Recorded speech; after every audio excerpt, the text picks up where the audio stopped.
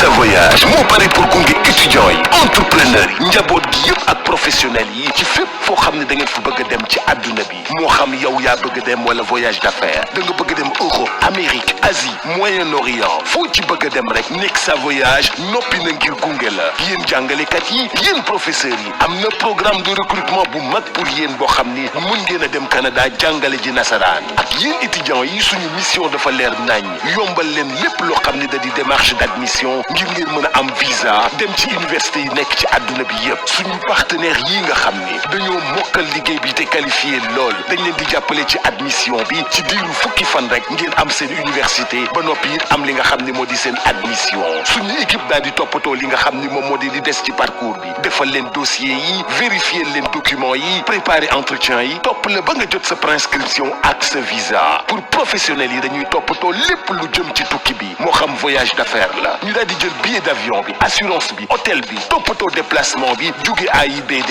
jëm aéroport yamuñu foofu loo soxla ci location de voiture bu am confort ñu yombalal la ko gunge la ba nga yore oto bu mucc ayib Nexa Voyage ñi ngi nekk cité Kër Gorgui mën nga ñu woo ci 00221 78 957 11 11 wala 00221 78 958 11 11 wala 00221 78 586 80 80 Nexa Voyage seen tukki bii di ñëw fii lay tàmbalee. guddi gi maam moomee guddi gi ñoom ñoo ko moomee mbay guddi gi yàgg na neex na te metti na te dëgër na kaj loolu affaire bu garaaw la xale xamu ko loolu dafa am miel am plante boo xam ni su guddi gi xaajee la tudd dañ ne 45 minutes avant laalal ñaari cuillère boo laalee ñaari cuillère xoolal da ngay bëri doole da ngay bëri doole guddi gi neex lool yàgg lool livraison à domicile c'est possible kon li may wax xam ngeen lan la miel la ak ay plante loolu nag mi ngi jugee Paris mi ngi tudd la nuit nous appartient wooteel 77 751 59 59 ñi ngi bàyyeekoo Sacré-Cœur 3 ñu livré la ko guddi gi day neex lool. Chez Nexa Voyage, nous accompagnons étudiants, entrepreneurs, familles et professionnels dans tous leurs projets de mobilité, qu'ils soient personnels ou d'affaires. Europe, Amérique, Asie, Moyen-Orient, où que vos objectifs vous mènent, nous sommes votre compagnon de route. Vous les enseignants et professeurs, un programme de recrutement s'offre à vous pour l'enseignement de la langue française au Canada. Pour les étudiants, notre mission est claire, faciliter vos démarches d'admission et de visa vers les meilleures universités du monde. Grâce à nos partenaires qualifiés, votre admission peut être obtenue en seulement 10 jours. Notre équipe s'occupe de chaque étape du parcours, constitution du dossier, vérification des documents, préparation de l'entretien, suivi jusqu'à l'obtention de la prescription et du visa. Pour les professionnels et les entreprises, nous gérons l'ensemble des voyages d'affaires, visa, billets d'avion, assurance, hôtel, ainsi que les déplacements du personnel vers AIBD et la location longue durée de voitures pour plus de confort et de flexibilité. Nexa Voyage, cité Kër Gorgui, appelez-nous au 00221 78 957 11 11 ou le 00221 78 958 11 11 ou le 78 586 80 80. Nexa Voyage, votre prochain voyage commence ici.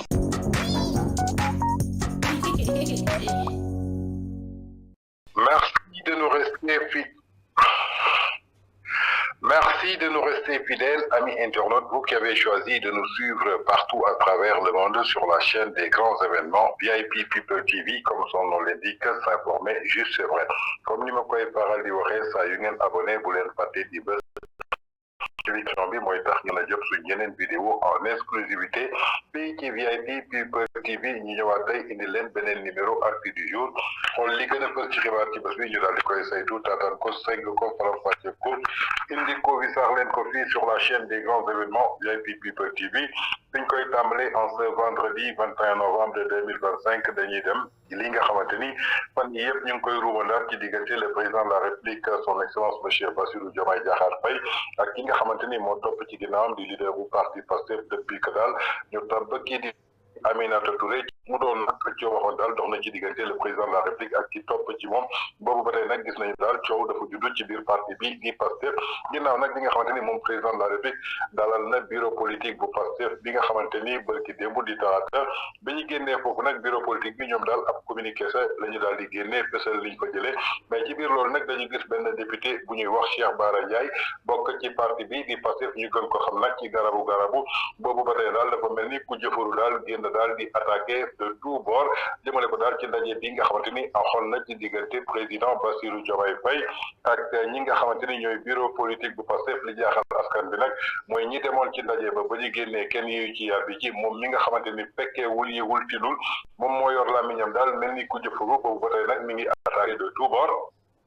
attaqué na le président de la république Bassirou Diomaye Faye daal di koy sosal jëmale ko daal ci li nga xamante ni mooy rapport bi épinglé Mimi Touré moom Diomaye li mu ci jot a wax accusé na kii di Birane Ndour di doomu Youssou Ndour di directeur u groupe Futur Média attaqué na ki nga xamante ni mooy Maïmouna Ndour Faye ñëw na aussi ci candidature ki nga xamante ni mooy Diomaye bi nga xamante ni tànnoon nañ ko en 2024 dellu soir na aussi ci li nga xamante ni maanaam mooy démission Diomaye jëmale ko daal ci li nga xamante ni mooy secrétariat exécutif bu parti bi di Pastef dama bëgg nag ñu déglu ci ay extrait yoo xamante ni daal moom Cheikh Bara Ndiaye démb daal daa mel ni ku jëfuru ñu dellu si waat. ma ne la bi Diomaye Birane Ndour moo nekk ca yëf ja Birane rapport da ko épinglé ma yëgal ko nit ñi Xaadim Ba Lop Afrique problème am boobu Birane nag ci biir dégg nga. dégg nga yamal foofu waaw dama ne la defal ndànk rek des na. Maïmouna Ndour Faye mooy daanaka coalition bi mi ngeen di gis ci kaw waaye la ca suuf lépp Maïmouna Ndour men waaw. moo ko tëgg jox na ko passeport diplomate moo koy entreteniral politiciens yi yëpp Diomaye li mu nekk yéen xamu leen ko gis nga démb man yëg naa ne Mimi Touré yónnee na bërëbës ña demoon ab député nga ca biir ñu waxtaan ak Moustapha Diop pour que mu ñëw ci coalition bii parce que sàcc yëpp la bëgg a dajale ànd ak ñoom man nag dama koy wax ne ko na bàyyi Tahirou Sarr na bàyyi Abdou Karim Mbacké na bàyyi Dan Sarr ndax ñooñu lu mu dee sëñ Abdou Karim moom dafa deful kenn dara dañ koo tooñ bu dee Dan Sarr lu mu néew employé na ay nit te am na garantie de représentativité Tahirou Sarr moo ëppal njariñ ñoom Pape Malick Ndour yi mu bàyyi ñuy dem benn appelu Tahirou Sarr moo gën dund Pape Malick journée Pape Malick Ndour lëmm dégg nga na ko bàyyi mu ñibbi këram te toog xaaral rek Tahirou Sarr li tax ñu sonal ko laa lay wax fii tey meilleur ami Tahirou Sarr xaritam dëgg day xaritu Sonko Diomaye dafa njortu ne rek Tahirou Sarr mën naa jege Sonko moo tax mu koy xeex ñooy dirise Sonko du dirise waaw Sonko ak Diomaye ci xeex lan jëm ku yebu teel a tàmbali parce que Diomaye mi ngi dajale ay yat ak i kuuram bu ngeen naan noonu nañ waxtaan yow ku ñëw ci parti jàmbur ne day dirise dafay def parti parallèle nga ne nañ waxtaan ak moom looy waxtaan Diomaye li muy teg mairie bii di ñëw day wax ne Pastef demut coalition Diomaye mooy dem Sonko nangu nu dem mu yóbbul ñu Bamba Fall moom dèjà tege na Pape Malick Ndour tege na man maa la wax lii nag man maa la ko wax. tege na fa. mooy nekk candidat Diomaye. Pape Malick Ndour Medina. Bamba Fall. Pape Malick Ndour ca ngin gi neew ak ñoom Maguette nu mu tuddati Issa Sall. waaw Diomaye ñoo ñëpp dajale na leen ba teg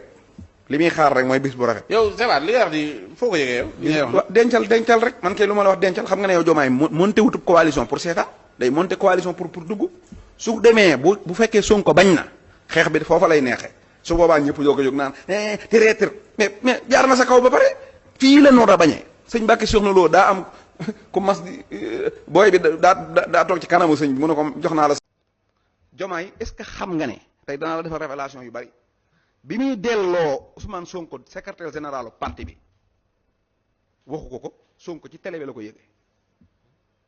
moo tax ku naan Diomaye du war Sonko waroon na ko bu yàgg ba ndax ko la dénk secrétaire général parti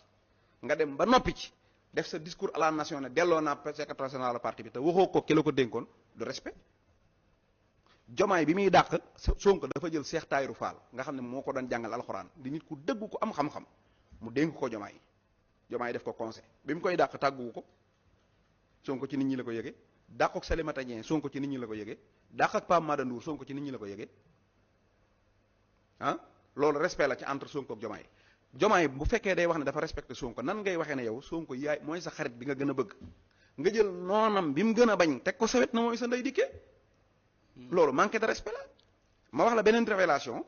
sunu meeting bii nu mujj a dem. waaw le 8 Jomaay dafa waxoon Sonko dafa wax ne day ñëw ci meeting bi.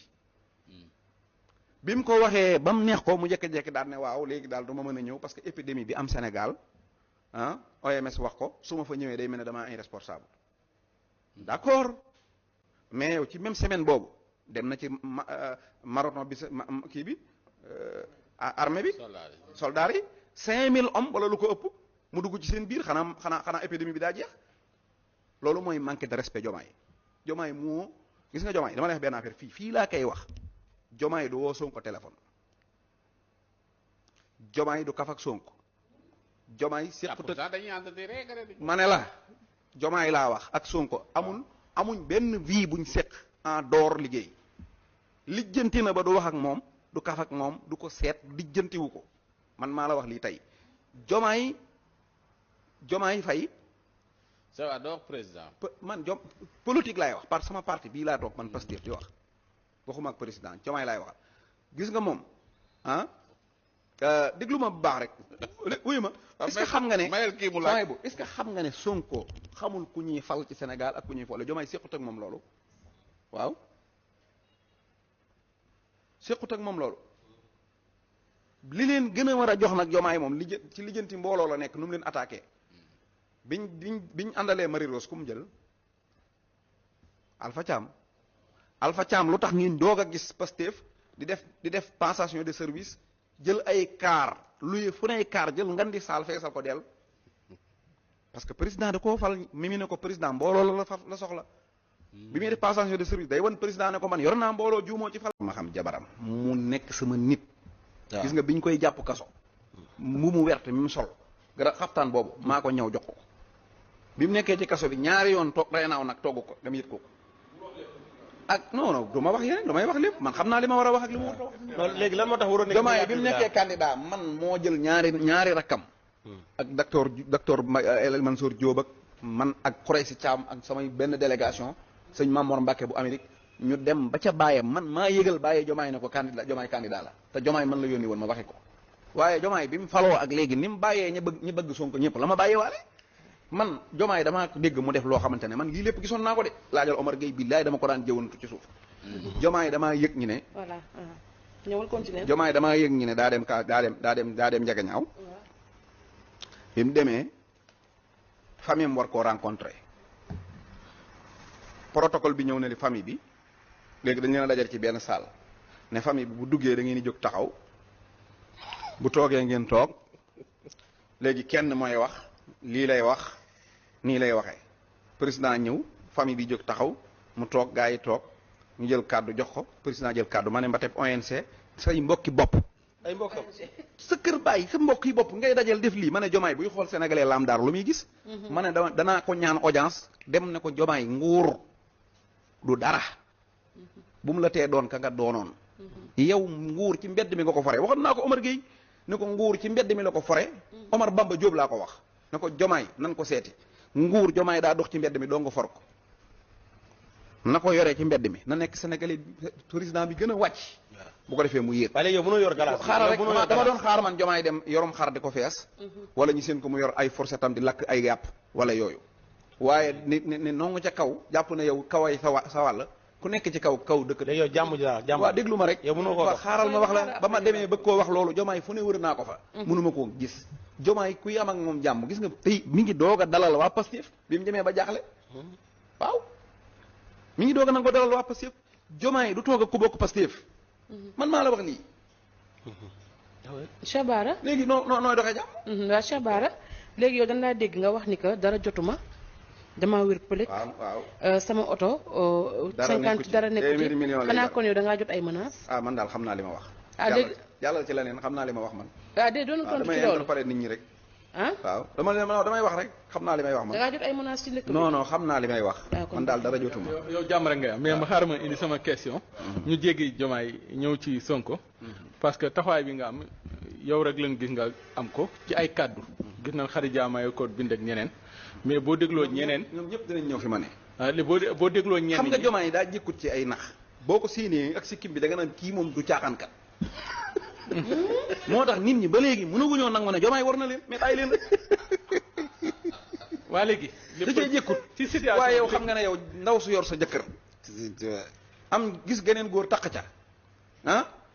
ñi wala ne la léegi kaay da ngay bëgg nga waxtaan kii nga taq comme doon nga ne noonu lañ waxtaan rek mu bàyyee ma taq ci kii tey génn kii tey sa yëg kii la laa mën a ne léegi ñun danoo yor suñu parti nga ñëw nekk ci biir parti bi jekki-jekki ne da ngay wutaat sa beneen mouvement parallèle sa parti parallèle ci biir Pastef waa léegi nag ba noppi ñu ne nañu waxtaan kenn du waxtaan kon ñoo ko déggandoo muy kàddu Cheikh Bara Ndiaye député Pastef bi nga xamante ni dafa mel ni jamono ji daal moom mooy porte parole leaderu parti Pastef ginnaaw nag bi nga xamante ni DG ak PCA yi nga xamante ni ñoom la ñu tàmmoon di gis ñu yor seen làmmiñ di wax ñoom ñëpp dañu ne part ndaxte dañu ragal ku leen dàq ci poste yu ñu nekk moom nag la ñu def nagu sarax bi daal di koy yónni ku mel ni Waly Diouf Bodian dañ ko doon dégg muy wax Fadilou Keita dañ ko doon dégg Dame Mbodj dañ ko doon dégg kii nga xamante ni tey jii mooy Ngagne Demba Touré mais ñoom ñëpp dégguñu leen kii di Cheikh Bara Ndiaye daal la ñuy def nagu sarax bi yónni ko daal pour mu dem amaana foog na ni que daal député la dafa am immunité parlementaire lu ko neex mën na ko wax sosal ay doomu aadama di wax loo xamante ni dafa safaanoog dëgg ku ne Cheikh Bara Ndiaye nag yaakaar naa ni ay waxam jarul dóor doom ndaxte wax bu nekk wax na ko fi te moom ci boppam mooy weddiwaat boppam dégg ngeen kàddu yu mu wax jëmale ko daal ci Birane Ndour di doomu Youssou Ndour nee na dafa am rapport bi ko épinglé ginnaaw affaire u Khadim Ba bi ma ne ko nag rapport su épinglé wul Birane Ndour Khadim Ba du nekk ci kaso bi Birane Ndour nekk ci biti ku nekk xam na ni que diggante Pastef ak groupe Futurs Médias dara neexu ci kon kii di leaderu parti Pastef su amoon lu toll ni trafatal ay nit ci Birane Ndour exploité na ko bu yàgg kon loolu wax ut ku daanu ci sareet la wala waxu yàqkat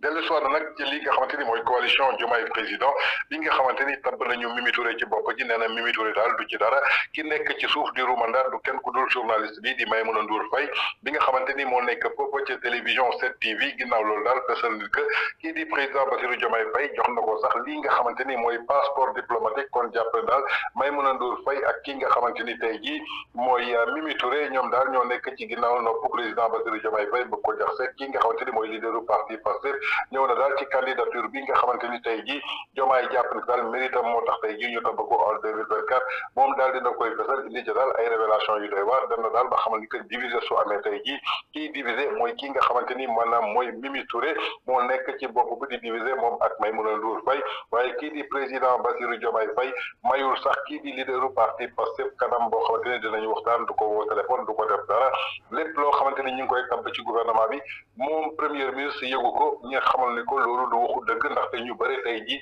tabbal nañ leen ci ay poste yoo xamante ni Diomaye xamu leen suñu ñëwee ci nit dof Diomaye xamu ko suñu ñëwee ci ay ñoom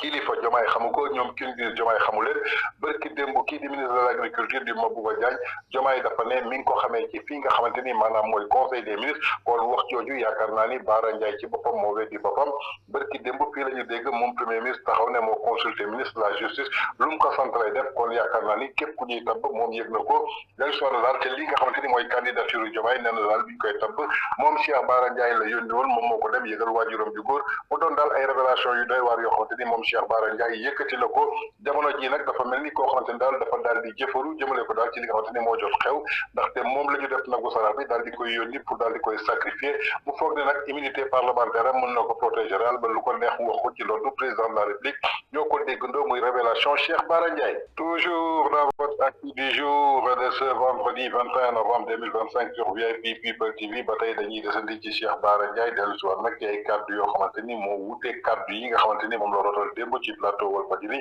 am ay kaddu yoo xamante ni démb moom Cheikh Bara Ndiaye daf ko yëkkati woon jëmale ko ci li nga xamante ni mooy rapport bi épinglé Mimi Touré yaakaar naa ni su dee Diomaye nee na rapport bi dañ ko commandité moom Cheikh Bara Ndiaye waxoon na ko ci plateau Sénégal 7 en 2023 kon Diomaye deful dara lu dul daal di feddali seen wax ñoom ñaar ndaxte bu leen fàttaliku le 3 mai 2023 moom mi di leaderu parti Pastef moo bindoon ci page Facebook am xamal ni que daal Mimi Touré rapport bi ñi naan daf ko épinglé du dara lu dul benn kabal boo xamante ni Macky Sall moo ko organisé woon kon lu tax tey jii ñoom ñu bëgg a dellusiwaat ci rapport boobu ak li nga xamante ni ñoom ñaar joxante woon nañ ko loxo depuis que ñu nekk fële ci AKPS loolu moo naqari woon kii di président Macky Sall dellusiwaat na aussi moom Bara Ndiaye ci li nga xamante ni mooy digganteem ak APR parce que moom parti bi di parti Macky Sall moom la bokkoon ndaxte bi mu xewlee gisu fa kenn ku dul ki nga xamante ni mooy waa APR donc ñoom ñoo def délégation daal di koy ñëw dellusiwaat na aussi ci xas yi nga xamante ni moom xasoon na ko leaderu parti Pastef bi nga xamante ni moom lay défendre tey ginnaaw bu mu tàbbee ni que daal tey ji Adama Barrow donc la tane ci li nga xamante ni tey ji maanaam mooy ci président yi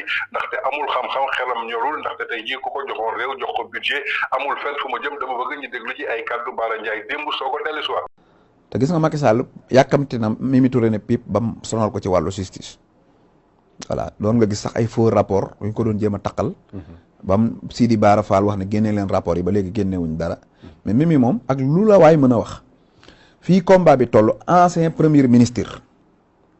ancien ministre de la justice ancien njiitu conseil économique et social ancien candidat bu yeewi askan wi kooku kuy xeex ci politique ci actuellement nii Benno Bokk Yaakaar laa wax ngay xeex ci politique nga mën koo am ne doo ko jël loolu man yaakaar naa ne politico voilà donc buñ doon xeex fii man ak yow tey ñaari yet nekk fi man yet wu diis rek laay wut pour mën a dóor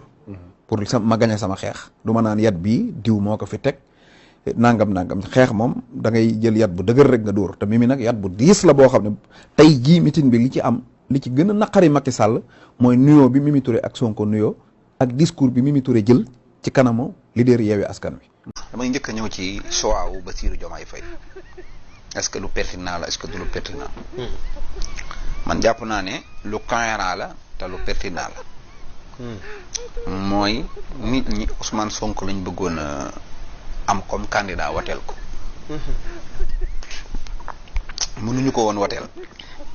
mënuñu ko woon a parrainer laa bëgg a wax parce que dafa am ay blocage yu am ci digganteem ak DG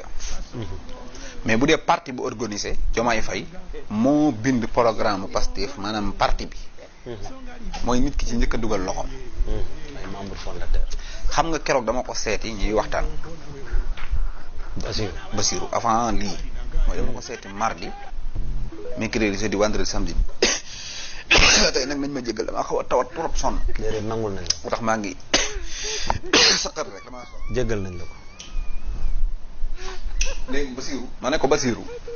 ba affaire bi yàgg nga fi de koor ga ba léegi mais mu ñël de ñu waxtaan xam nga ma ko xaw a yab nag ko xaw a yab dañuy mu ne ma sëñ Bara ma ne ko waaw mu ne ma man bu ma saalitee du ma gor. Bassirou moom moo wax loolu mu ne ma man su ma duggee kaso ma saalit du ma gor maanaam bu ñu ma rayoon ci projet bii bu ma ci deewee su ma déegi naqaree sax du ma si gor waxuma la kaso ma ne ko lu tax mu ne ma Pastef bi ñu ko taxawalee maanaam nan la ñuy parti bi tudd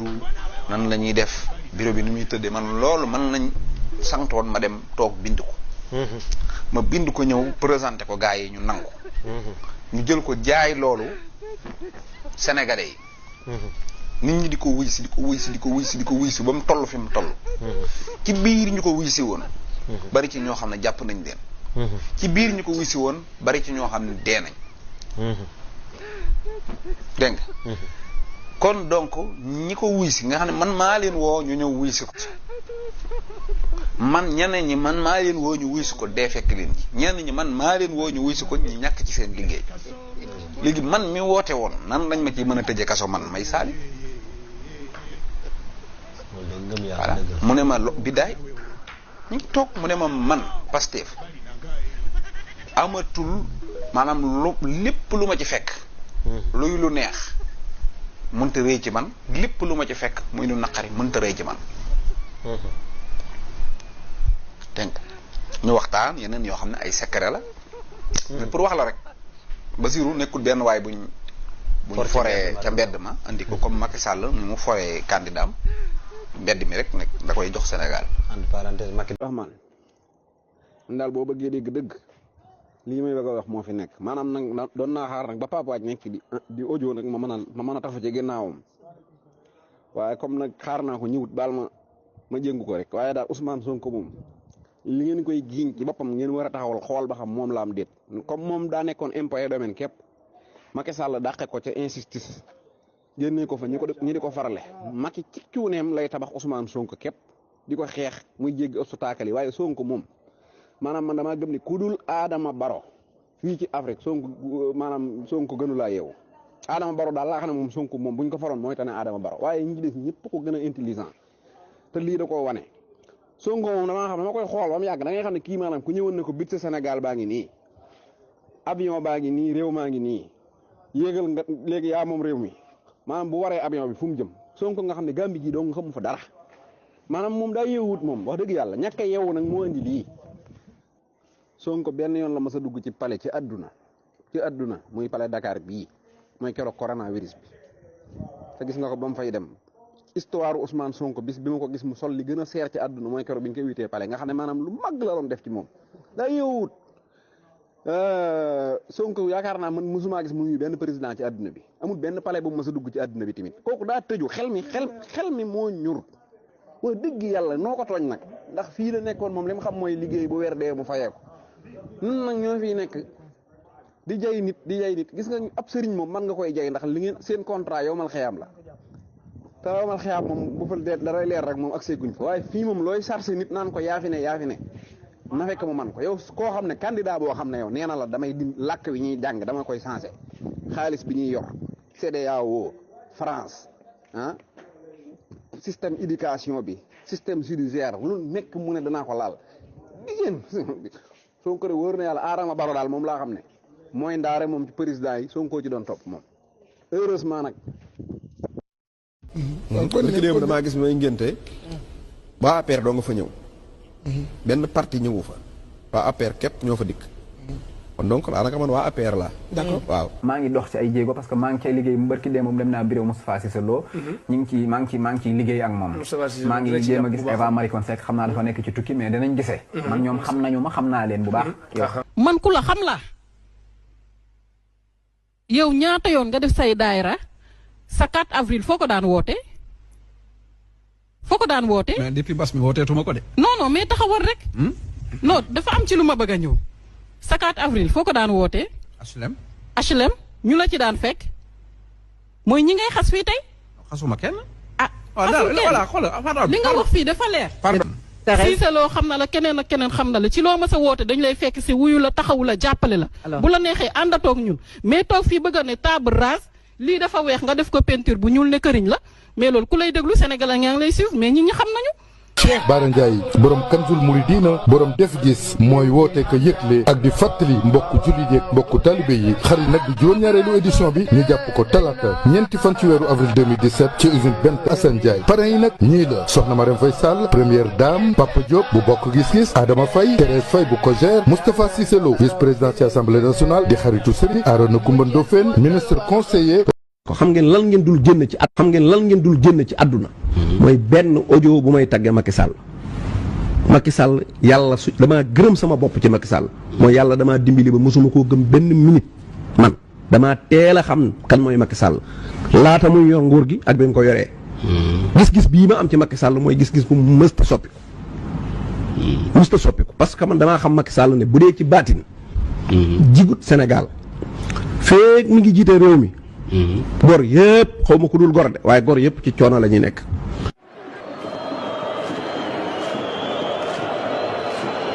nit ci àdduna dootu fàtte ne ku tudd Macky Sall nekk na fi président Sénégal. pont yi stade yi terre yeeg ak yenn kii politique sociale yoo xamante ne lu mel ne ay DER.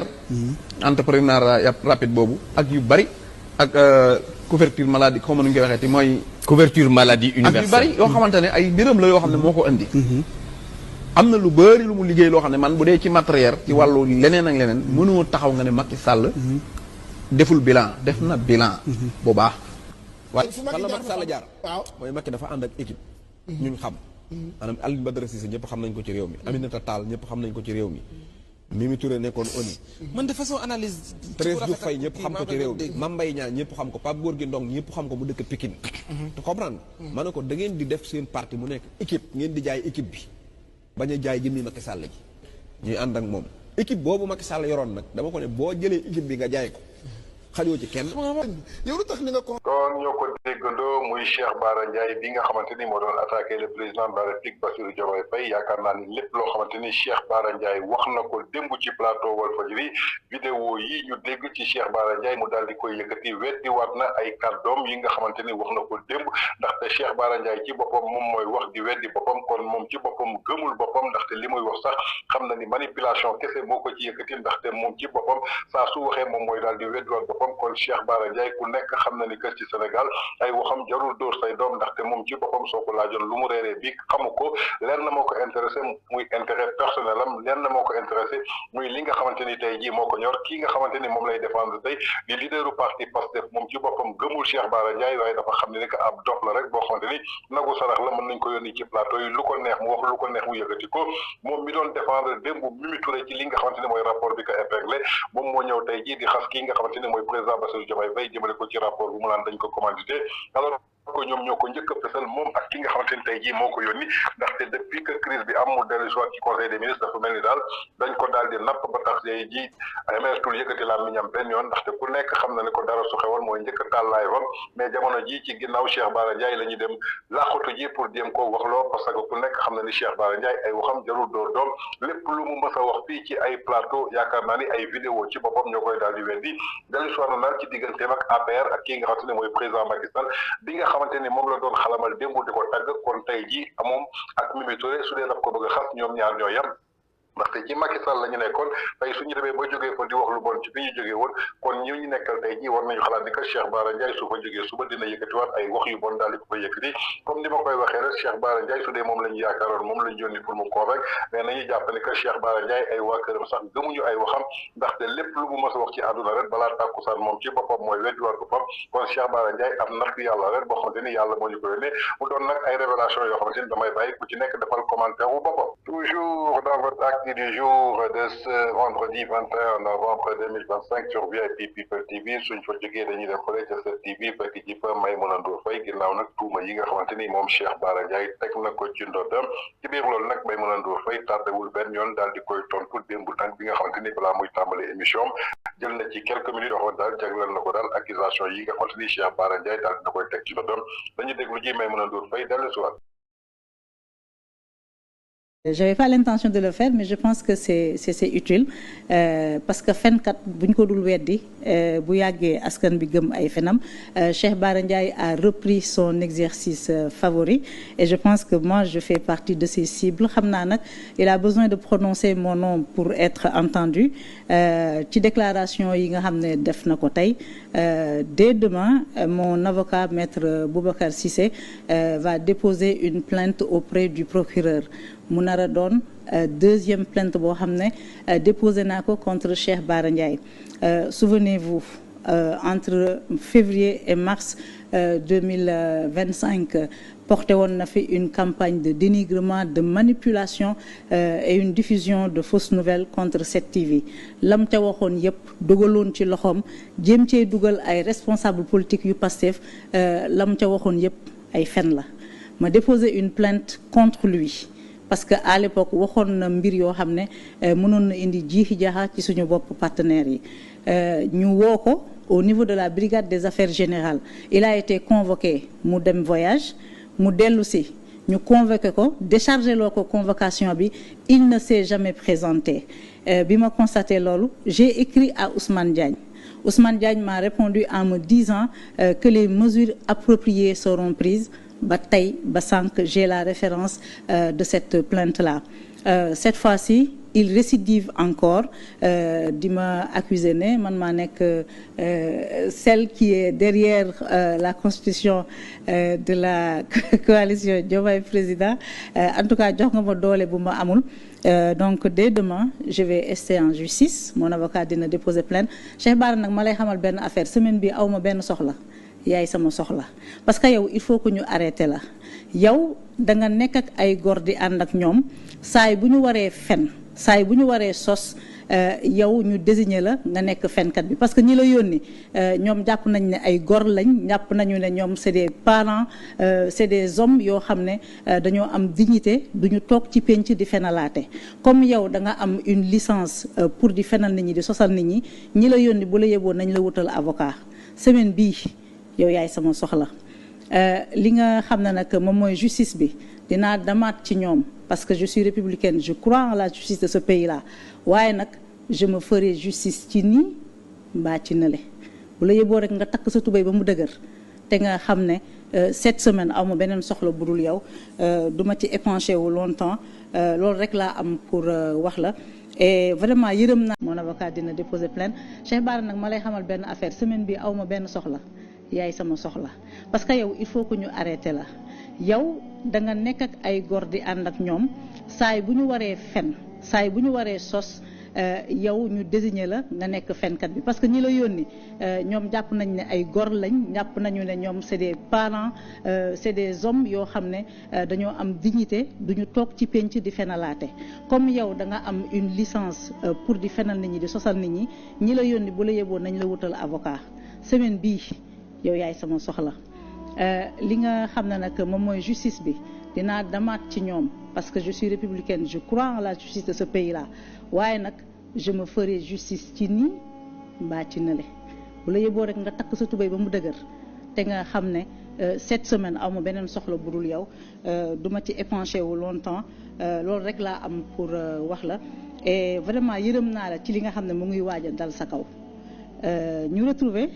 mon kon ñoo ko déggandoo muy kaddu journaliste bi di Maïmouna Ndour Faye patronu 7TV donte dafa jàppoon ni ko tontu Cheikh Bara Ndiaye sax yàq seen salivam la yàq énergie la mais jar na ko ndaxte tuuma yu mel nii ku ko yëkkati daal di koy teg ci sa ndodd foog ko tontu ko ku nekk xam na ni Cheikh Bara Ndiaye am na jamono joo xam ni jógoon na fi def na campagne de dénigrement jëmale ko daal ci ki nga xamante ni mooy Maïmouna Ndour Faye ak 7TV ginnaaw loolu nag plainte jiboon na ci mu mudd daal di jéglu ñu daal di koy baal bi yoon nag dafa daal di def li nga xamante ni moo ëpp ndaxte su taxawee tey ji ne Diomaye dafa jox Maïmouna Ndour passeport diplomatique Diomaye mënul jox Maïmouna Ndour passeport diplomatique te waa ministère des affaires étrangères xamuñu ko te kii nga xamante ni mooy premier ministre xamu ko alors que tey ji su dee Maïmouna Ndour Faye am na passeport diplomatique loolu yomb na pour ñu vérifier ko li am solo ba am solo moom tey ji daf ñu war a wax passeport diplomatique bi lan mooy numéro bi kan moo ko jox ban date lañ ko jox loolu la ñu soxla mais ci biir loolu nag Maïmouna Ndour Faye annoncé na daal li nga xamante ni mooy benn plainte dina ko déposer daal contre ki nga xamante ni mooy Cheikh Bara Ndiaye bi nga xamante ni tey jii dafa am licence jëmale ko daal ci wàllu wax lu dul dëgg maanaam fenkat international tey suñ doon jox raaya bi ci Sénégal kii di Cheikh Bara Ndiaye lañ koy jox ndaxte depuis bañ ko xamee ba tey lépp lu mu mës a wax rek soo ko xoolee ba ci biir nga xam ne ni que daal ay penn kese la kon ci biir loolu nag comme tey jii nag dañ ko yónni ñi ko yónni tey jii dañu ragal jël kàddu seen bopp moo tax ñu daal di ko yónni mais na jàpp ne que daal semaine bi amul benn jot lenn rek la am mooy occupé wu ci plainte bi nga xamante ni dina ko déposé ci ndoddu ki nga xamante ni mooy Cheikh Bara Ndiaye pour que daal mu wonee ni que daal fal lañ ko joxee passeport diplomatique ak li nga xamante ni mooy coalition Diomaye président lan moo ci yoonam kon Cheikh Bara Ndiaye na xam ne ni que daal am na soxla sénégalais daal ñu ngi xaar mu génne ay preuve ak ay firnde ci li nga xamante ni mi ngi koy wax toog ci plateau nag yor sa làmmiñ di ratatati mel ni dëmm bu jëfuru loolu yaakaar naa ni amul benn sens tey ji li am sens maanaam koy wax yëkkati ay preuve daal di koy teg mais di wax ci ay hallucination jëmale ko daal ci ay institution je crois que ñàkk xam moo waral lu mel noonu mu doon daal benn plainte boo xamante ni moom Maïmouna Ndour Faye annoncé na ko contre kii di Cheikh Bara Ndiaye. Toujours dans votre acte du jour de ce vendredi 21 novembre 2025 sur VIP People TV suñ fa jógee dañuy dem seeti ji Madiambal Diagne ginnaaw nag ay révélation yoo xam daal dafa indi lumière daal di éclater la vérité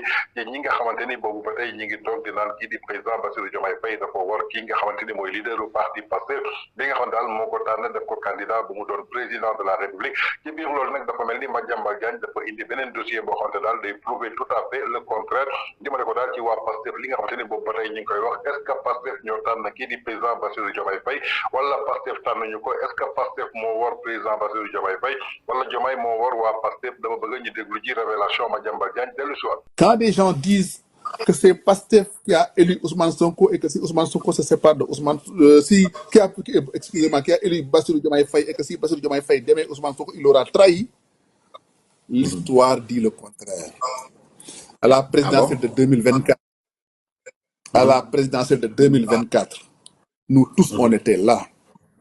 Quand il était question de donner des parrainages à Bassirou Diomaye Faye, Ousmane Sonko a préféré donner les parrainages de Pastef à Cheikh Tidiane Dièye. Ousmane Sonko avait préféré les parrainages citoyens.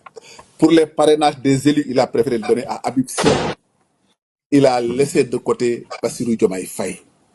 Bassirou Diomaye Faye a eu ses parrainages par le biais de la coalition Diomaye Président. Cette coalition a déposé des parrainages qui étaient incomplets. Il a fallu que Bassirou Diomaye Faye soit requalifié au deuxième tour après avoir complété les parrainages. C'est la coalition Diomaye Président qui s'est démerdée aussi pour payer la caution de Bassirou Diomaye Faye. Donc, c'est vous dire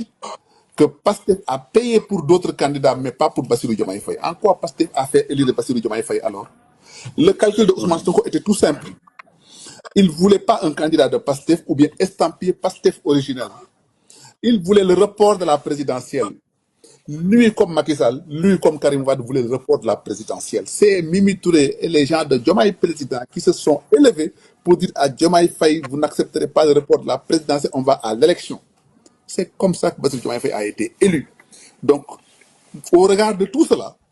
vous pouvez bien convenir avec moi que ce n'est pas Pastef qui a élu Bassirou Diomaye Faye. Et le mandataire de Diomaye Faye, c'était qui? L'actuel ministre Amadou Ba. Quand il a déposé la candidature de Bassirou Diomaye Faye, il a entendu toutes les incendies de la bouche de Ousmane Sonko. Et je vous le mets au défi de me démentir sur ça. C'est vous dire donc que ce n'est pas Pastef qui a élu Bassirou Diomaye Faye. Et que donc s'il y a quelqu'un qui aura trahi, c'est peut-être pas Bassirou Diomaye Faye. Il faut aussi, pour la vérité historique, rappeler cela. Donc les Mimi Touré qu'on pourfend ici, là, les Abdourahmane Diouf et autres, là, les Bougane et autres, là, ils sont plus légitimes que les gens de Pastef aujourd'hui par rapport au mandat de Bassirou Diomaye Faye. Et c'est très clair. Donc, vous venez de faire de camper de décor chez Pastef. kon yaakaar naa ni ñoo ko déggandoo muy kàddu yoo xamante ni Madiambal Diagne daal dina koy indi teg ko sur la table mu daal di éclater li nga xamante ni mooy la vérité pastefien yi nga xamante ni boobu ba tey ñi ngi ruumandaat tey Diomaye su nekkee président de la République ginnaaw yàlla li jox kii nga xamante ni mooy leaderu parti Pastef la ndaxte moo ko tànn moo ko daal di tabb teg ko ci bopp li nga xamante ni mooy coalition Diomaye président ba Sénégalais yi daal di koy votel Madiambal Diagne wax na tout à fait le contraire barki démb dégg ngeen Déthié Diouf daal dina leen weddi ba mu set wécc Bougar Diouf weddi woon na leen li nga xamante ni tey jii moo tabb président Bassirou Diomaye Faye jógee woo ci loxo Pastef ndaxte Pastef seen yéene su juboon démb président Bassirou Diomaye Faye du mës a dégg président de la République du Sénégal di koy dégg Habib Sy lay doon wala Cheikh Tidiane Dièye kon war su amee yaakaar naa ni Pastef ñoom ñoo njëkk a war ki nga xamante ni mooy président Bassirou Diomaye Faye ba ñu amee seen ay parrainage d'office dañ ko jox ñeneen dal di jël Bassirou Diomaye Faye sànni ko ci mbedd bi mu dem wuti ji ay parrainage am wuti caution wuti li nga xamante ni mooy xaalis bu mu campagne xëy na nag Bassirou Diomaye Faye daf leen gën a gore bi mu demee nag ba gañee jël Pastef jox leen lépp xam na leen que yéen a ma mën def lii mais man du ma leen def loolu kon képp ku jàpp ni que Pastef ñoo tànn président Bassirou Diomaye Faye teg ko ci bopp réewu Sénégal yaa ngi nax sa bopp Pastef démb la war kii nga xamante ni mooy président Bassirou Diomaye Faye kon Bassirou Diomaye Faye tey jii dafa nekk ci logique am en tant que président de la République du Sénégal et non pas un président du parti de Pastef mu doon ay révélation yoo xamante ni moom Madiambal Diagne tegaat na beneen vérité sur la table contrairement nag ak ñi nga xamante ni daal dañ jàppee seen bopp Pastef ba nekk di ci wax suba ngoon alors que Pastef biñ koy tabax Bassirou Diomaye Faye moo ko tabax ñoom ñi di wax ñëpp fekkeewuñu ko amul kenn ci ñoom koo xamante ni fekkee nga bi muy teg ay instance am kon na nga dem ba Pastef neex gis mbooloo bi nga daal di ciy dugg kon je crois que maandu dafa baax ci jàmm. Toujours dans votre acte du jour de ce vendredi 21 novembre 2025 sur VIP People TV suñ fa jógee dañuy dem seeti ji l'activiste panafricaniste défenseur du parti Pastef di Lansana Fofana qui di foofu depuis Paris ginnaaw nag bi nga xamante daal crise au sommet d'État entre le président de la République Bassirou Diomaye Diakhar Faye et son premier ministre di leader du parti Pastef ki topp ci ginnaawam boobu ba tey mi ngi éclaté jamono ji nag ñi gis Diomaye Faye daal ci beneen posture boo xamante ne daal dafa jël ay responsabilités ginnaaw nag depuis très longtemps gis nañ daal manque de respect total boo xamante ni moom mii di leader du parti Pastef da koy wane ci kanamu àdduna yëpp xamal ni que daal kii di président Bassirou Diomaye Faye joxuma ko benn cër joxuma ko benn gëdd ndaxte maay njiitam ci wàllu parti bi kon li ma neex laay def ci biir loolu nag dafa mel ni Diomaye ko commencé tontu daal di jël ay responsabilités nañuy déglu ji Lansana Fofana kii foofu ak invité ci seen émission live bi ñu doon def ñu dellu si waat. fii ñuy jeexal bi li ñuy wote assemblée budget bi rek ba pare Sonko dañ ko waa ji da koy dàq te bu ko dàqee bu dem la koy musal kaso mooy mu dem tëdd kër bu dul loolu tëqat bu koy def di dem kas yàlla xam na ko. nii la affaire yi demee quoi gars yi nag ce qui est malheureux mooy ñu bari actuellement xamuñu qu'est-ce qui se passe xamuñu li xew parce que Diomaye amagul benn expérience de xale la te affaire bi daf koo dépassé quoi daf koo dépassé dañ koo tegal ay enquêtes yu leer nañ ci taabalam yoo xamante ni lii affaire yi daf koo dépassé daf ko soke parce que bét lii nii ku ko waxoon ci Ousmane Sonko mu weddi ko moo tax Ousmane Sonko ni pëccet jël ni day jël vacance daw dem tëdd parce que bu condition yi fan yi mënu cee jàkkaarloog Diomaye conseil des ministres moom actuellement même buy dugg pare dañ koy visiter scanner lay jaar te loolu lépp menace bi état bi toll fan yi moo ko waral scanner lay jaar. mais ku leen jox information boobu ku leen ne Sonko buy jaar tamit yow est-ce que yi nga am sax ëppul yi ñu am ñun. mais pour wax la rek ni la bon gars yi de ba léegi dañuy dugg di wax yoo xam ne vraiment da ngay xam ne nelaw gi ñu toppoon Ousmane Sonko ba léegi ñu ngi ci continuer quoi te Ousmane Sonko jeexal pare na ci politique jeex na lam ci waroon a joué na ko ci ba pare c'est fini mooy jàkkaarloog Macky Sall def ak moom guerre ak moom ci rue yi ci mbedd mi loolu la ci waroon a joué pour yàlla indi Diomaye parce que xeex boobu du joonul ni Diomaye ko moom mënoon def mënu ko la def parce que yooyu yëpp ay bara yàlla day def noonu yàlla léeg-léeg mu boole la nga xam. ñoo ko déggandoo muy révélation yoo xamante ni mi ngi tukkeekoo ci live bi nga xamante ni l' activiste républicain du POP l' activiste panafricain du moins défenseur du projet de Pastef ak invité am daal dinañ koy révélé jëmale ko daal ci posture bi nga xamante ni Diomaye jël na ko tey envers leader bu parti Pastef bi nga xamante ni depuis plus de 20 mois Diomaye daf ko daal di léegi lépp luy pouvoir bàyyeekoog lépp mais boobu ba tey incompétence totale la wone télé la wone vengeance la wone méchanceté la wone maanaam di jëf ay mbir yoo xamante ni ku nekk xam na ni ci manipulation la rek alors que on peut manipuler pour accéder au pouvoir mais on ne peut pas manipuler pour diriger boobu ba tey nag le président Bassirou Diomaye Faye dafa jël ay responsabilités ginnaaw nag coow lii nga xamante ni am na gis nañ ko bërki démb moom moo gàddaay woon moom ci boppam moo lemaat ay bagage am ñëw ci conseil des ministres boobu ba tey gis nañ ko mu ne partaaral dégguñu ko benn yoon mu yëy ay xarab ñoo nekk daal ci plateau yi di wax ku ci mel ni Cheikh Bara Ndiaye mel ni ay nit yu jëfaru di attaqué gauche ak droite mais lu ñu xamul Diomaye daf leen di bàyyi ba ñu daal di voté lii nga xamante ni mooy budget bi nga xamante ni moom la ñuy terminer ci mois de décembre su ko defee daf koy daal di dàq mu jógee fële mu continuer liggéeyam xool ñu compétent daal di diriger lii nga xamante ni mooy Sénégal parce que jàpp na que daal waa Pastef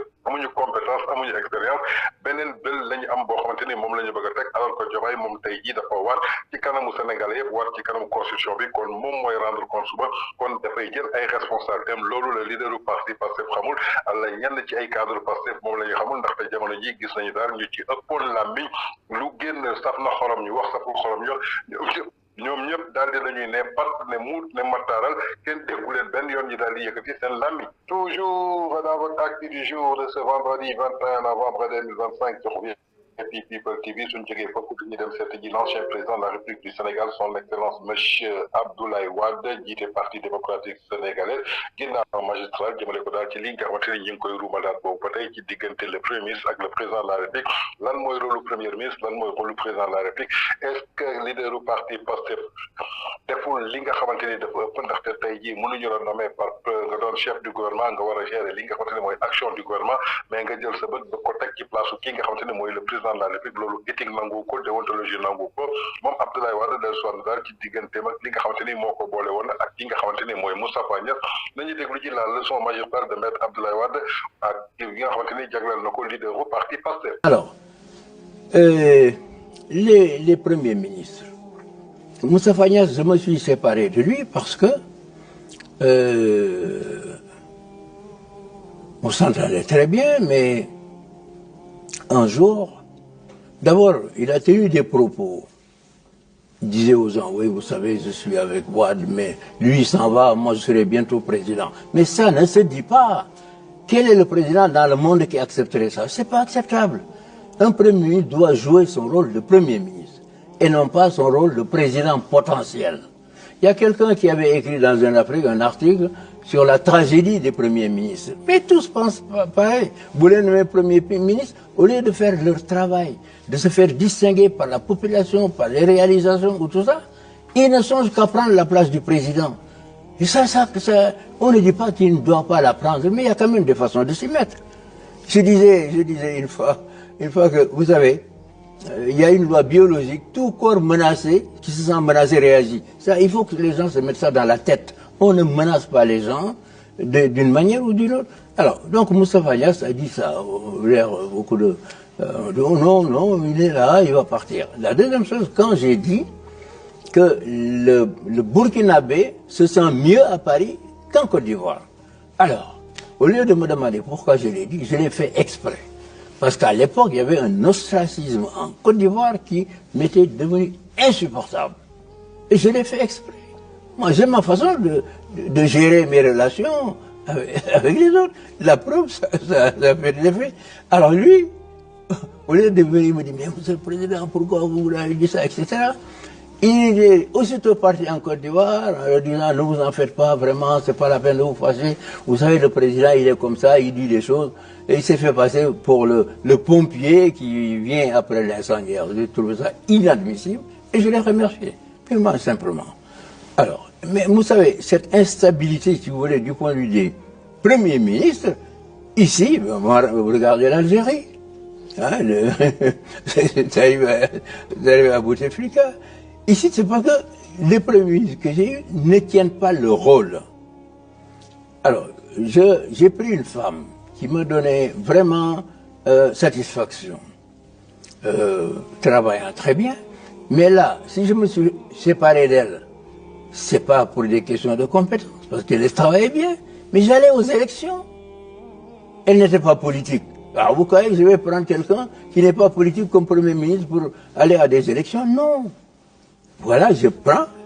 quelqu'un de politique en me disant, peut-être après les élections, je peux reprendre une femme. Je n'ai pas renoncé d'ailleurs à prendre une femme un jour, mais je vous explique simplement les motivations. Alors après, j'ai pris Idrissa Seck, qui est, comme on dit, né dans le parti,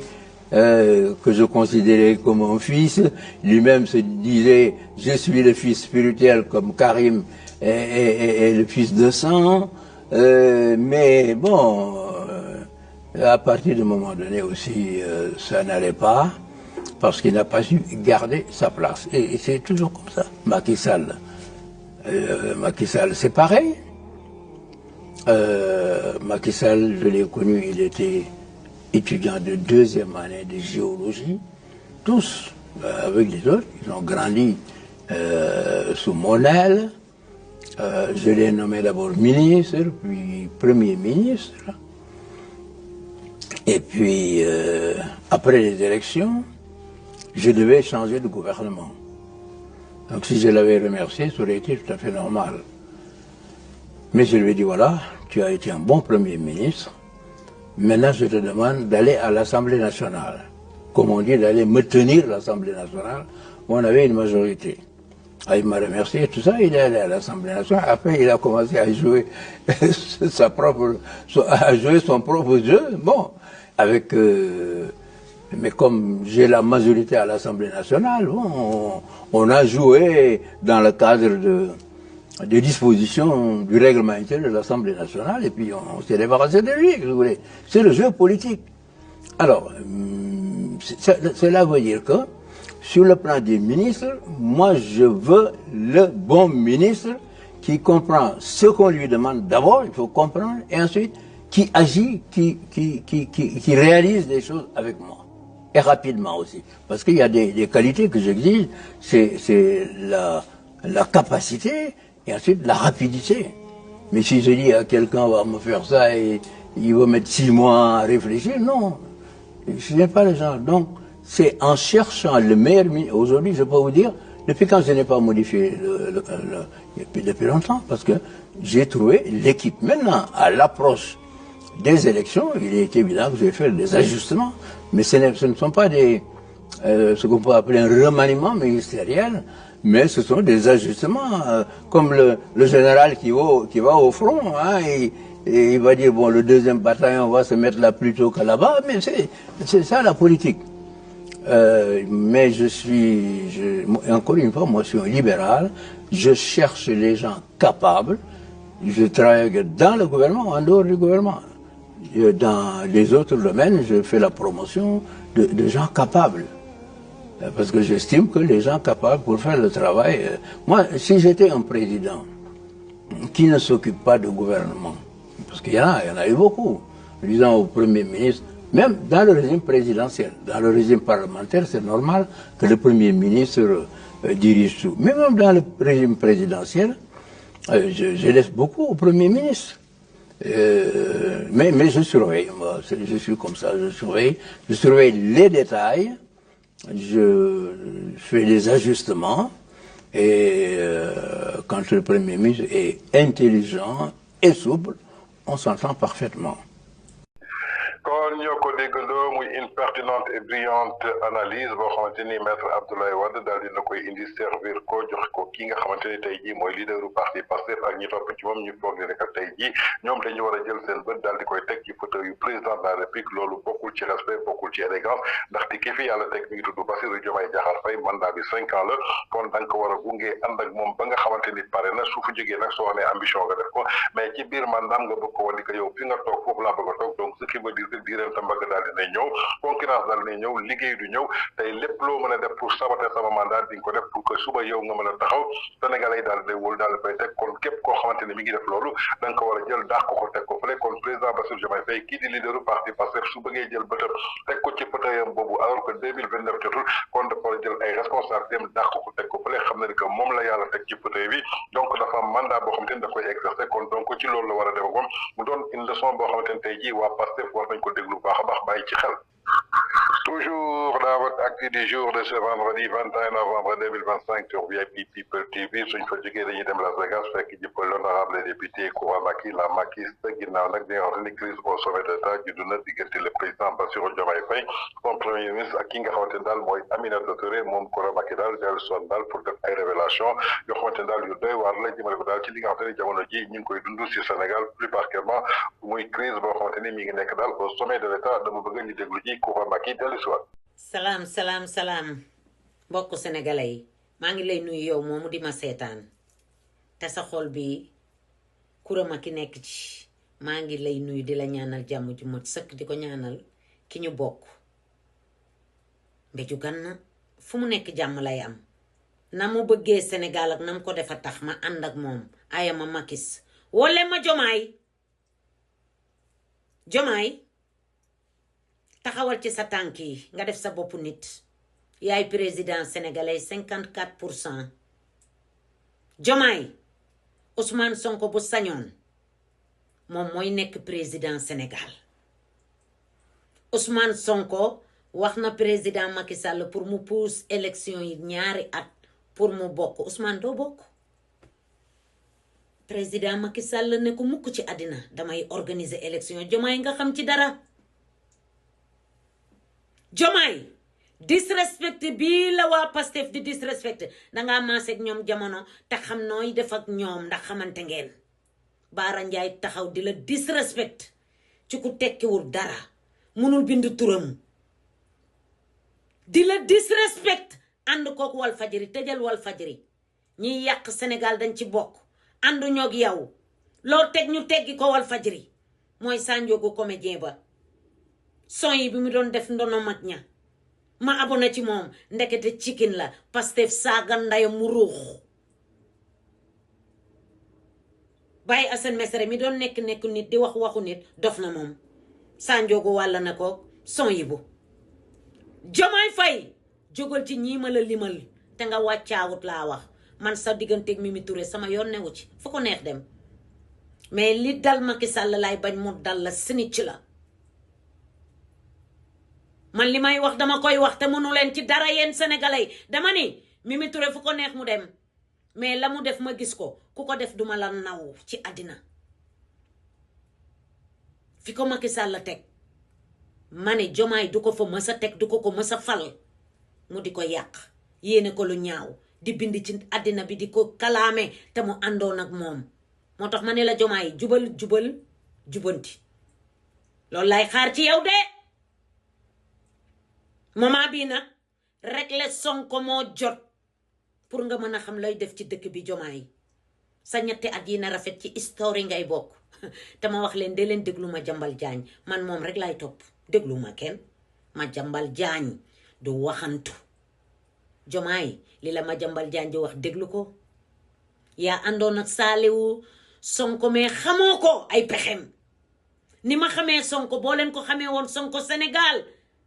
billa ñoo ko déggandoo muy réaction à chaude bi nga xamante ni l'honorable député Coura Macky la makiste depuis Las Vegas daal dina koy def daal jëmale ko daal ci crise bi nga xamante ni judd na au sommet de l'État ci tabb ki nga xamante ni mooy Mimi Touré ci bopp coalition Diomaye président kii di leaderu parti Pastef mel ni ku ci mer gis ci boppam kii di président de la République daal di campé wu ci position moom Coura Macky daf leen jël ñoom ñett yëpp boole leen daal ci benn sac comme liñ koy waxee mburu foofu ko pari ñoom ñëpp yam ndaxte kii di Mimi Touré mënul nekk ak Macky Sall pendant plus de 11 ans lu nekk mu yàq ko waa Pastef tey jii mu xuloo président Macky Sall waa Pastef ubbil ko seen buntu plus particulièrement moom mi di leaderu parti Pastef moo ko njëkk a accueillir fële nga xamante ni mooy ci APS ba noppi daal di jëm ci page Facebook am di ko défendre suba ngoon guddeeg bëccëg président Bassirou Diomaye Faye ba mu ñëwee mu bokk ci coalition Diomaye président moo ko daal di tabba def ko haut représentant ñu ànd di xeex ki nga xamante ni mooy président Macky Sall bi ñu demee nag ba nga xamante ni seen pexe antuwul ñoom ci seen bopp ñoo mujj di reyante ci seen biir muy àqu président Macky Sall moom moo leen dal kon nañu jàpp ne que muy Mimi Touré muy ki nga xamante ni mooy leaderu parti Pastef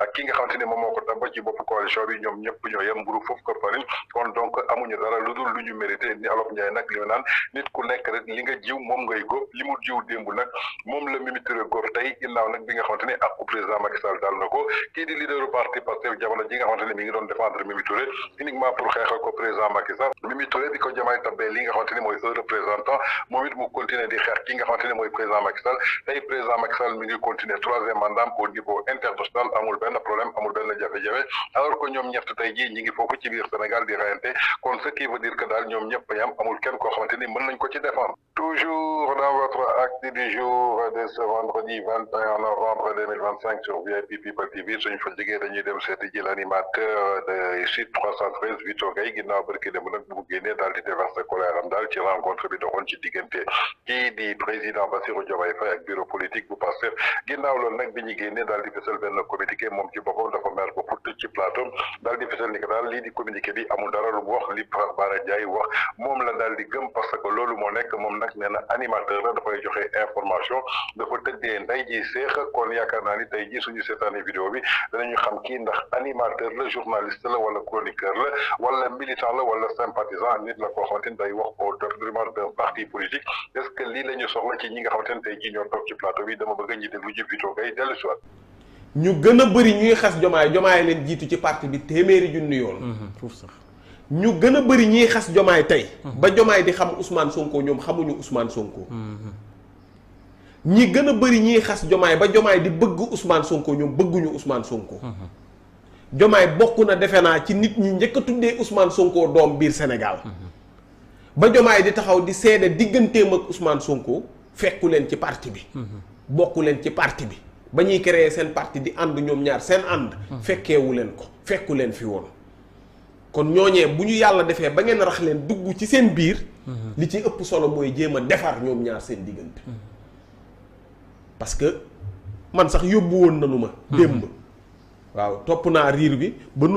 nu xaw maa yóbbu waaye tey dellusi naa te xam ne defaruñu war nanu defar te xam ne politiquement crise kon ñoo ko déggandoo muy révélation Vito Gaye ku nekk gis na ko prise de position jëmale ko ci parti Pastef tey nag dañu ne lu ne fàng kenn du ko jeex dafa assumer position jëmale ko daal ci défense bi nga xamante ne mi ngi koy défendre parti bi di Pastef kenn terew ko nag mu milité ci parti bi ko neex mais en tant que journaliste wala animateur wala chroniqueur da nga war a tëddee njaaxaanaay toog parce que askan bi lay seetaan ku ci nekk mi ngi ci ki far ci parti bi ki far ci parti bi la yow sa position warul feeñ waaye tey ku dégg Vito Gaye bi mu waxee da ngay jàpp ni que position feeñ na kon nekkewul ci plateau en tant que militant la nekk sympathisant bu parti bi di Pastef et non pas pour un journaliste boo xamante ni da ngay informer juste et vrai relater uniquement les faits war a yem ci loolu mais tey dafa jël position totale ndaxte su demee ba ne démb bu sax xaw nañ ma yóbbaale moom warul doon koo xamante ni dañ koy yóbbaale ci ay guerre politique ak ay crise politique li mu war a doon mooy nit koo xamante ni da ngay gëstu ci information bi xool information bi naka la tëddee nga ñëw daal di koy relayer daal di koy jox nit ñi ku ci nekk daal di jël xelam xalaatal boppam mais moom su demee ba mu ne naroon nañ ko yóbbaale tey ji nag dafa dellu soit lépp lu muy sàkku daal mooy jàmm dellu soit ci diggante président Bassirou Diomaye Faye ak kii nga xamante ni mooy premier ministre loolu mën nañ ko nangul mais quant à tey mu jël ay position jëmale ko ci lu Cheikh Bara Ndiaye wax na gëm wala bureau politique bi li ñu wax yoonam nekku ci en tout cas li am solo ba am solo daal ñoom ñëpp ñu ngi commencé feeñ les masques commencé à tomber képp koo xamante ni journaliste wala chroniqueur wala animateur projet bi nga commencé nga feeñ kon bu ñu mës a taxaw di daan dañuy respecter éthique ak déontologie en tout cas seule la vérité finit par triompher ñoom ñëpp dinañu mujj daal di démasqué wu wu benn par benn ndaxte l'avenir finira par juger tout le monde en tout cas li am solo ba am solo mooy un journaliste tu dois être constant et cohérent dans tes propos. Toujours dans votre acte du jour des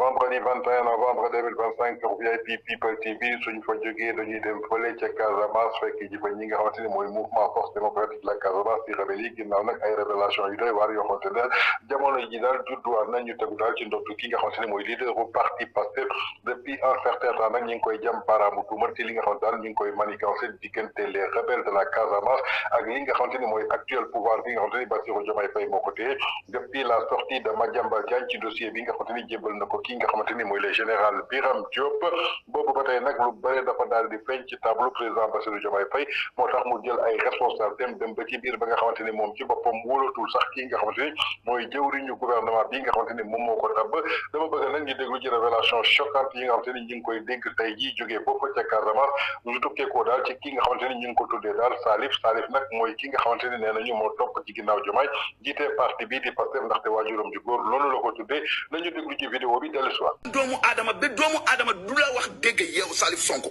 doomu Amadou Sonko doomu Assome Diatta c'est Assome Diatta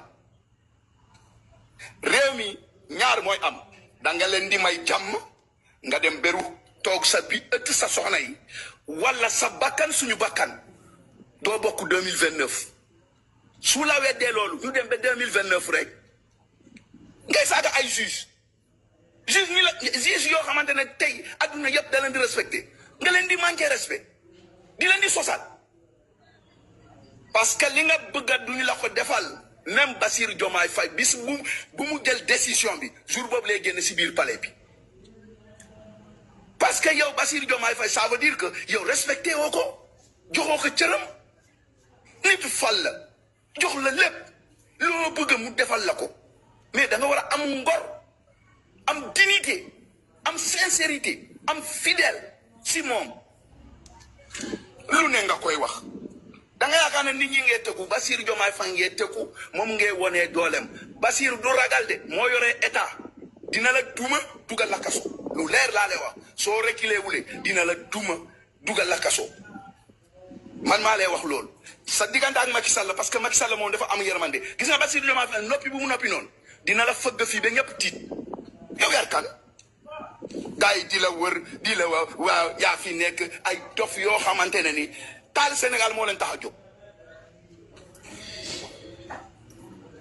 yow munoo may nit ñi jàmm munoo may sénégalais jàmm sénégalais ñu ngi sonn yokku courant yokku ndox facture courant facture ndox dund bi yépp seer mais quand même war nga am jombu yow xanaa amoo ne si fekk na nit la buy am ruskaay sax yow waroo ŋaan fii si biir Sénégal parce que gàcce nga indi si sa askan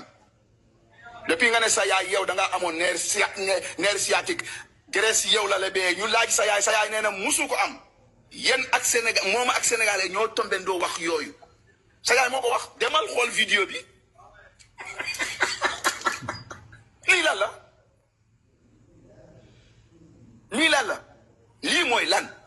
bugga nguur jar na li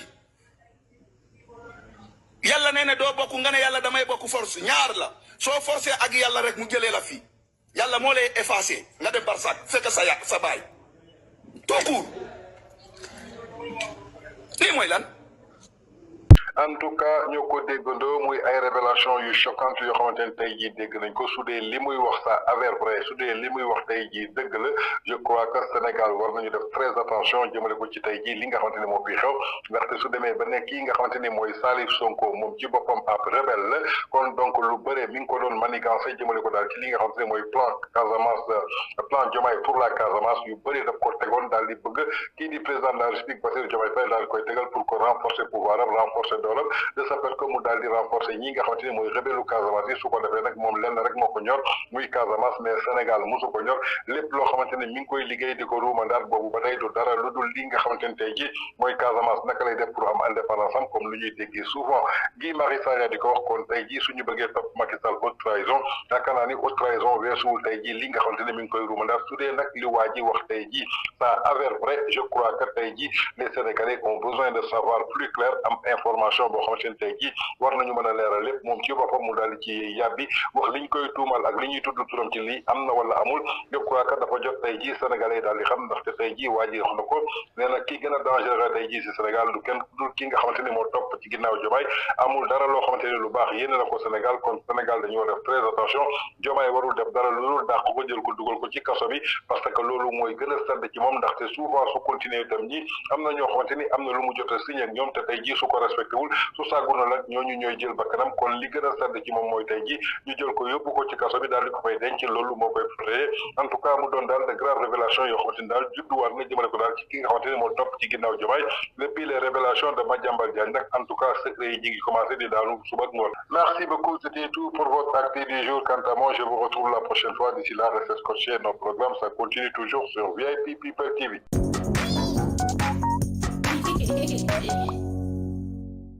dal leen jàmm ci Nexa Voyage moo pare pour gunge étudiants yi entrepreneurs yi njaboot gi yëpp ak professionnels yi ci fépp foo xam ne da ngeen fa bëgg a dem ci àdduna bi moo xam yow yaa bëgg a dem wala voyage d'affaires da nga bëgg a dem Europe Amérique Asie Moyen-Orient foo ci bëgg a dem rek Nexa Voyage noppi na ngir gunge la yéen jàngalekat yi yéen professeurs yi am na programme de recrutement bu mag pour yéen boo xam ni mun ngeen a dem Canada jàngale ji nasaraan ak yéen étudiants yi suñu mission dafa leer nañ yombal leen lépp loo xam ne da di démarche d'admission ngir ngeen mën a am visa dem ci université yi nekk ci àdduna bi yëpp suñu partenaires yi nga xam ni dañoo mokkal liggéey bi te qualifié lool dañ leen di jàppale ci admission bi ci diiru fukki fan rek ngeen am seen université ba noppi it am li nga xam ni moo di seen admission suñu équipe daal di toppatoo li nga xam ni moom moo di li des ci parcours bi defal leen dossier yi vérifier leen documents yi préparer entretien yi topp la ba nga jot sa préinscription ak sa visa pour professionnels yi dañuy toppatoo lépp lu jëm ci tukki bi moo xam voyage d'affaires la ñu daal di jël billet d'avion bi assurance bi hôtel bi toppatoo déplacement bi jóge AIBD jëm aéroport yamuñu foofu loo soxla ci location de voiture bu am confort ñu yombalal la ko gunge la ba nga yore oto bu mucc ayib Nexa Voyage ñi nekk cité Kër Gorgui mën nga ñu woo ci 00221 78 957 11 11 wala 00221 78 958 11 11 wala 00221 78 586 80 80 Nexa Voyage seen tukki bii di ñëw fii lay tàmbalee. guddi gi maam moomee guddi gi ñoom ñoo ko moomee mbay guddi gi yàgg na neex na te metti na te dëgër na kaj loolu affaire bu garaaw la xale xamu ko loolu dafa am miel am plante boo xam ni su guddi gi xaajee la tudd dañ ne 45 minutes avant laalal ñaari cuillère boo laalee ñaari cuillère xoolal da ngay bëri doole da ngay bëri doole guddi gi neex lool yàgg lool livraison à domicile c'est possible kon li may wax xam ngeen lan la miel la ak ay plante loolu nag mi ngi jugee Paris mi ngi tudd La Nuit nous appartient La Nuit nous appartient wooteel 77 751 59 59 ñi ngi bàyyeekoo Sacré-Cœur 3 ñu livré la ko yée guddi gi day neex lool.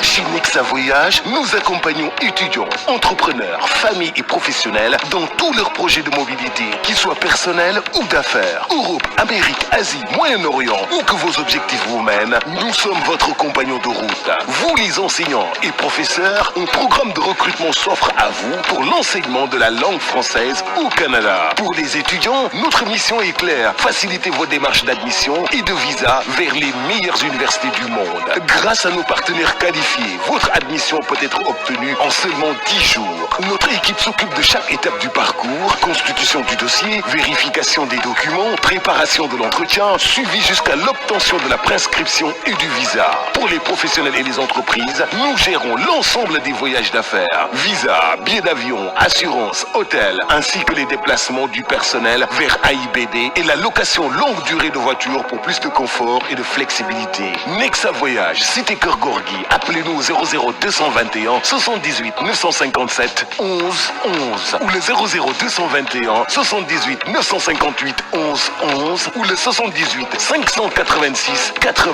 80. Nexa Voyage, votre prochain voyage commence ici.